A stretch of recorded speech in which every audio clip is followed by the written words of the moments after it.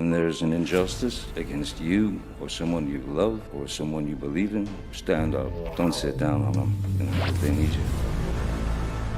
Welcome to Pop Culture Justice here on Popcorned Planet. I am Andy Signore, and I'm so excited to be here with you Wednesday going through the news. In fact, there's not a lot of news. I want to hear from you. I'm going to open up the phone lines today so we can hear from you. And so much to talk about. And I'm so glad to be talking about it with my friend Kim. What's up, Kim? Nothing much. How are you? I'm doing good. I got a haircut. I'm feeling fresh. Feeling good. Oh, fancy. I'm not going to be here tomorrow. I'll be here in the morning, and then I'm out. I'm going on an impromptu thing. I'll be in Boston. So if anybody's out in Boston, you might see me. And Steph is going to be taking over tomorrow's show, and then I'll have something banked for Friday. But I'm excited. I need a few days. I need a few days just to get offline, and it's going to be nice. And so if anybody got Boston tips, send them on over because I've been like briefly, but never really been, and I'm excited. Especially some of the food I hear is incredible. Right as I'm trying to diet, I'm going to an amazing food city. I just know it's gonna screw it up, but you gotta live it up too. How are you doing, Kim? I'm doing okay. Yeah, just having a day of work and editing, lots of fun. I'm glad to see everybody here. Oh, she froze. I was like, and she froze. Something happened. She froze. While she adjusts her frozenness as she lets it go. Let's see what else we got here. Hold on, I'm putting in the waiting room and I'll bring her back. Admit. Let's see if that works. Well, welcome everybody to the show. I asked you guys on Twitter. You guys sent me some topics. I'm like, you know what? That'll be a good idea. I'll go through some of the topics you sent over. And I'm going to follow up on this Olivia Wilde saladgate nonsense. Because at the end, I tacked that on. But there's some more drama coming on. Because it turns out the passage she shared, there's more drama to it. What is she alluding? What is this? We got to break it all down. And that's what we do here on Popcorned Planet. Also, I hope my studio sound, thanks to my man Carlos yesterday, came by. Paige was here. Carlos was here. We worked on some adjustments. I think it's finally working. I hope. I shouldn't have said anything because then it probably won't. But fingers crossed today's stream goes smoothly. Everything sounds nice and profesh. But let's break down this top story, shall we? So Olivia Wilde, if you didn't watch this morning's video, what are you come on. You don't watch the morning video? I post a video, sometimes two videos, and then we're always live on the days. Make sure you subscribe and hit the bell. I talked to my YouTube rep, and they're like, like only 5% or something way too low of your viewers actually are subscribed. I was like, what the hell is this? Come on, people. You better have been subscribed. I'm sure the viewers here all day are the ones who are really fully subscribed. But thank you, everybody. Wait, here's Kim. Let's get Kim in the building, back in. But go subscribe so you get notified and etc. of what's happening. Kim is back. What's up, Kim? I'm so sorry. It's all good. Yeah, I'm good. I need a new GPU. Got it now. It's fun. We got it all in now. So we're just gonna have a chillax show. There's like weird slow news day. It's mostly all politics out in the news, and I just don't like doing that. You know me, guys. I don't like getting into the politics of it all. It happens from time to time, but today we're gonna try and focus on just the pop culture and some fun. And let's break it down. The first news. Wait, hold on. I gotta adjust. There it is. That looks better. First news of the day is Olivia Wilde and saladgate. She just can't leave it alone. And it's like, the more I try to give her the benefit of the doubt, I just realize that she's a very calculated person, and it's hard to believe her or support her. She's just not helping matters. Kim, do you know what I mean? It's just, she's not helping the credibility. No, I mean, I understand her trying to find the humor in it and make a joke out of it and everything else. But sometimes it just kind of feels like, she said something to the effect of she didn't really want to talk about something before because she felt like the gossip was already well nourished enough and she didn't need to feed it. And yet here we are seeing her feed it. So right. I don't know. It's a little weird. It's weird. So, all right. So we talked about this in great length earlier, and we've done 2 now videos because there was it wasn't just one part of this ex-nanny revealing all these details about Jason and Olivia. It was a 2-part Daily Mail exclusive.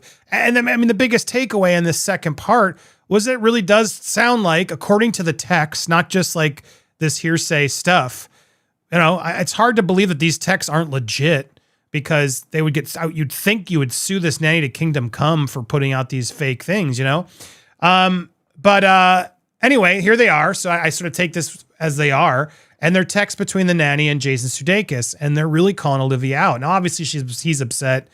It seems like she's left Jason for Harry. It's sort of hard to exactly prove it happened during, but it sure seems that way based on these texts. But clearly Olivia moved on and just immediately started hanging out with Harry. But where it gets worse, because I wouldn't even really care, like, okay, none of my business. Affairs happen. Not they're right, but they happen. But she just seemingly blew off her kids. And this is coming from the nanny, who's responsible. And the nanny, in these sort of private exchanges and texts during the heat of it, seemed to reveal that Olivia was constantly dipping out to go hang out with Harry. In the previous exchange, it was like, well, the kids can't stay at this hotel. Oh, boo-hoo. So I'll come see you when I can, which is like, yeah, give me a break. That's clearly code word for I don't want them in my hotel room because I want to be banging my co-star when I get my free moments, is how it read to me personally. And then on top of it all, the nanny reveals these things of she's just not, she keeps never checking in on the kids or asking about them. She's never around, yada, yada, yada. And it really does seem like she's taken a 180. She's a mess, a deeply hurting mess. Let's not use this text chain for the three of us for a while and let her come to us, her family, and let's see what happens when she does. Are you okay with that? It's just very, very heavy as you read all this, realizing that, Jason even says she doesn't want to be a mom right now. She just wants to wear the necklaces. I mean, look, I'm not there. I don't know. But when you read these texts in the heat of it, it's hard to not say, yeah, she's not looking good here. Kim, am I right when you see all these exchanges? This isn't giving Olivia the best. I feel like the first one didn't give the best look to Jason because he seemed, aggressive, and there were some exchanges that clearly may have not been as appropriate. But in this exchanges, it feels like they're really just leveling into Olivia and her avoiding of the kids. What was your take? I definitely felt that. Both of them are not good. Both of them are not good. They do not look like very good parents, or that it's a very healthy relationship, judging by what this nanny has alleged. But I also just can't help but feel like if all of this is completely true, I feel so bad for this nanny being stuck in the middle of just this drama and ridiculousness. It must have been so difficult and very complicated, because it's like, how do you know how far to go and where to step in, especially if the mom's not there, and you see the dad struggling, and it's like, what do you do? There's no rule book for that, Yeah, his emotion, he's clearly emotional because she's apparently leaving him for this boy bander and not even spending time with the kids. That's a hard thing to get adjusted to. So that's where all this came from. But again, from yesterday, there was this whole thing about saladgate and the special salad dressing. And it was just interesting because everyone was sort of asking why. And there's Harry and her making out. People surprised, uh-oh. So what was a salad dressing? There was even actual journalism that was attempting to go find every mention of salad by Olivia, Harry, and others. And now it turns out Olivia is commenting. So she Instagrammed this. Now it was a passage, and I read this story, and it said heartburn. I just didn't do as much homework when this happened this morning, but after which I did, because I saw others clearly knew what book this was and what it meant. But this is a Nora Ephron book about divorcing a cheating ex-husband. So when you add all the context now of the passage she chose, which has a salad dressing in it, which, Kim, I don't know, is this the special salad dressing? I don't know. But there's a lot to unpack about this passage, which I guess we can read, and then you learn what it was about. While it wasn't actually a biography about Nora Ephron, it was a novel she wrote loosely based on her story about her ex-husband and the infidelities, etc., which is clearly people in the know would have known. This was Heartburn is an autobiographical book that details the author's divorce from her cheating ex-husband, famed journalist Carl Bernstein of the Watergate stuff. So what is she trying to say here? So let's read the passage, and I'll go to you, Kim, about what your thoughts. Do you think it seems like Olivia is clearly trying to get more, said in this. But let's read here. Because I tell you the story, I can make you laugh, and I would rather have you laugh at me than feel sorry for me. Because if I tell the story, it doesn't hurt as much. Because if I tell the story, I can get on with it. My last day in Washington, I read the Sunday papers. I made French toast for Sam. I went to the hospital to see Nathaniel. I asked the pediatrician if Nathaniel could go to New York when he got out of the hospital the next day. The pediatrician said he could go if he took the train. I called Nathaniel's baby nurse and told her we would be going to New York on the train the next day. I called Richard in New York and told him we would be moving in for a few weeks until I found an apartment. I came home and started dinner. I made a bouillabaisse, a creme brulee, and in between there was a salad. I taught Mark to make the vinaigrette. Mix 2 tablespoons of Grey Poupon mustard with 2 tablespoons good red wine vinegar, then whisking constantly with a fork, slowly adding 6 tablespoons of olive oil until the vinaigrette is thick and creamy. This makes a very strong vinaigrette that's perfect for salad greens like arugula and watercress and endive. We got into bed and Mark put his arms around me. That was a lovely evening, he said. He fell asleep. I lay there. 2 years earlier, when I had been pregnant with Sam, Mark would sing me a song every night, and every morning we called it the Petunia song. It was a dumb song, really, really dumb. Mark would end up making a different tune and lyrics each time, but it never rhymed, and it was never remotely melodious. I sing to you, Petunia. I sing a song of love. I sing you even though you are bigger than the last time I sang the Petunia song to you, something like that. Or, oh, Petunia, I sing to thee even though it's much too early and I have a hangover. You get the idea. So again, the seeming passage about, I guess Nora's character with her husband and the memories of and everything else. It's just weird. Yeah. Like, and if she really wanted to say like this was the salad dressing, like, okay, then she puts it there. But even commenting on that alone would have been weird because it's like, just don't comment right now.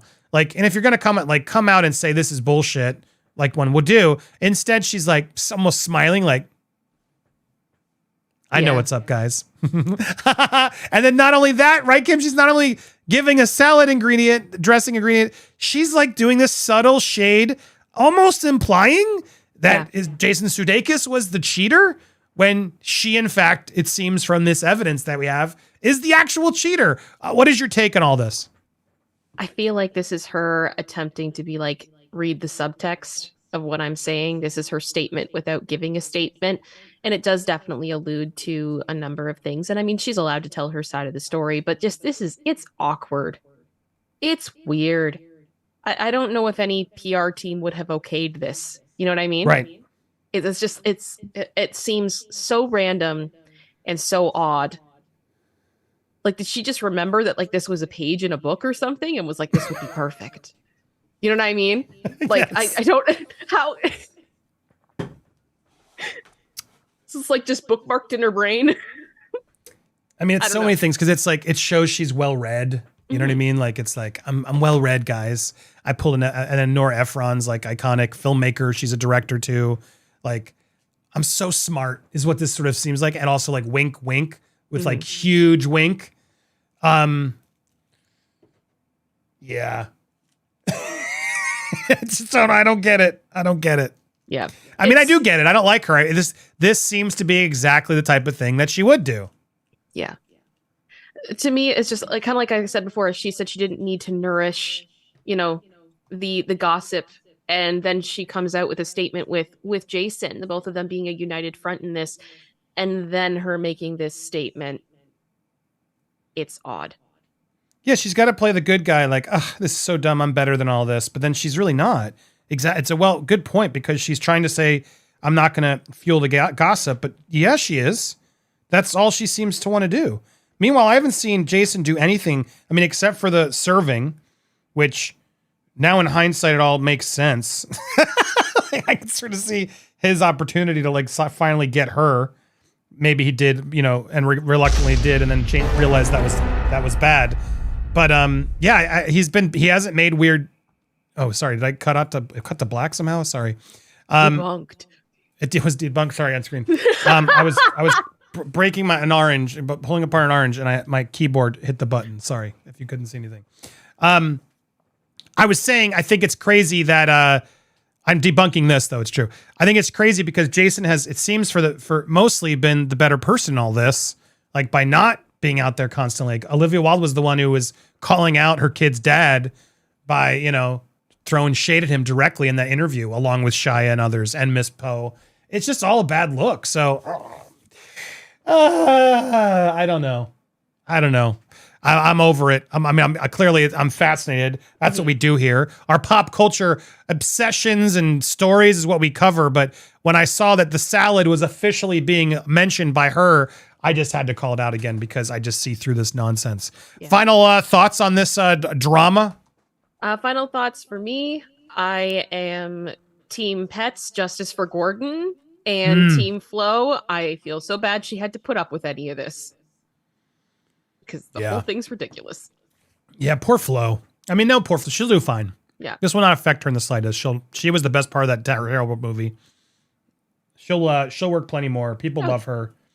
And if anything, I feel like helped make people felt sorry, you know, that she was even involved in it all. But yeah, poor Jason, I just think at this point, it's just poor kids, poor dog. But at the same time, get out of there, Jason. Good on you. Run. Roam free, Mr. Lasso. I am sure you will do fantastically later. Well, there you have it. Another show. So much fun. Thanks to Drunk Lauren for coming by and drinking a lot of beers and doing what she does. But we know you love her. Also, It's Kim. We love It's Kim.